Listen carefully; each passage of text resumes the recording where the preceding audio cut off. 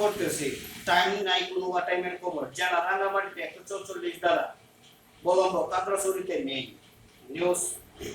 পাহাড়ি ও বাঙালি সংঘর্ষ কেন্দ্র করে গতকাল শুক্রবার দুপুরে রাঙ্গামাটিতে জারি করা হয় 144 দ্বারা এখনো বলম্ব রয়েছে। তবে কাকড়াছড়ি জেলা সদরে গতকাল রাত 9টার পর 144 দ্বারা জারির মেয়াদ আর বাড়ানো হয়নি।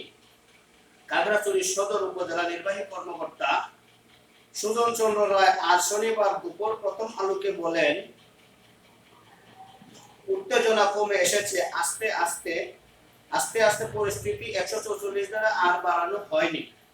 রাঙ্গামাটিতে অতিরিক্ত পুলিশ সুপার অপরাধ মোহাম্মদ শাহ ইমরান দুপুরে প্রথম আলোকে বলেন, 144 দ্বারা এখনো আছে, পরিস্থিতি এখনো শান্ত আছে, রাস্তা গাড়ি তেমন নেই, দোকান পাটও খুলেনি। আজ সকাল 6টা থেকে 3 পার্বত্য জেলা খাগড়াছড়ি, রাঙ্গামাটি ও বান্দরবনে সিএসটি ব্লকেট নামে সড়ক ও নৌপথ অবরোধ চলছে। 72 ঘন্টার এই অবরোধে 3 জেলার দূরপাল্লা কোনো যানবাহন চলছে না। এ কারণে ভুক্তভোগী পড়ছেন সাধারণ মানুষ।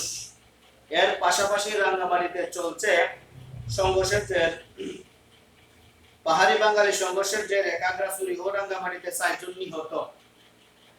অগ্নিসংযোগ প্রতিবেদ এবং দোষী ব্যক্তিদের শাস্তির দাবিতে গতকাল বিক্ষোভ অপরাধের ডাক দেওয়া হয়। এই কর্মসূচিতে সমর্থন দিয়েছে সংঘাত ও বৈষম্য বিরোধী পাহাড়ি ছাত্র আন্দোলন নামে সংগঠন। এছাড়া পার্বত্য এলাকায় আঞ্চলিক দল ইউনাইটেড পিপলস